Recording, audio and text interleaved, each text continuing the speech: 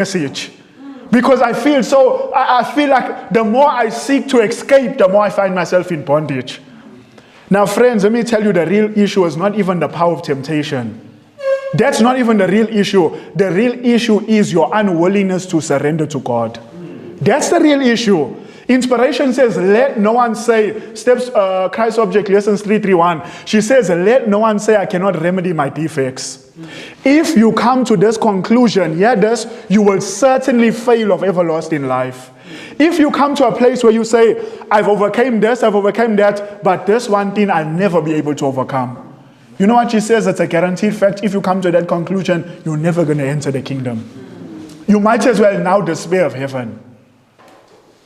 She says the impossibility lies in your own will. If you will not, then you cannot overcome. What's the will? What's the will? It is the power of choice. It's the power of decision. If you will not, then you cannot overcome. She says the real difficulty arises from the corruption of an unsanctified heart and the unwillingness to submit to God. The real issue is we don't want to submit. We stop in our Christian growth. We overcome one point. We hear about health reform, we overcome. Then we hear about dress reform, we overcome. We hear about country living, we overcome, we do it. We hear about whatever, we do it. And then we come to a place where now it's a law of the land, it's a law of science, it's a law of everything. When something ceases to grow, it dies. And we come to a place now, I stop eating meat. I stop this, stop that. And then we come to a place when God brings another testing point to us. Because we're neglecting the word, we're neglecting prayer. We have devotion when we're in the mood. When we come to that place, and there's other thing that occupies our mind more on YouTube than anything. And then we come to a place and then we cease.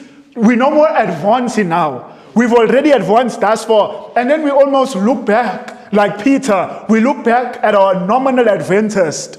We look back at them and we set to appease ourselves. I'm in the country. They still there in the cities. I've stopped eating meat. They still eating meat. I've done this. I've done that. And then, you know what happens?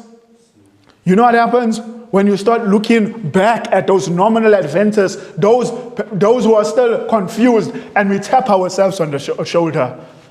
I know more than them. You know what starts happening? You know what starts happening? If there's no growth, there's a decline. The things you stop eating, you find yourself battling again with these things.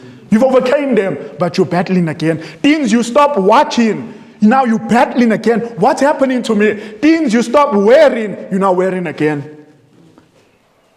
Why? Why? If you are not growing, you are dying. It's simple. Either you are ascending the ladder of sanctification or you're declining the ladder. And where does it first start? Neglecting devotion. Or if we're having devotion, we are rushing through our devotion. Or if we are not rushing through, we are with the phone and we with our Bible. How is the word going to sink down into our hearts and bear fruit? How is it going to do that if you are constantly phone, Bible, phone, spirit? How are we going to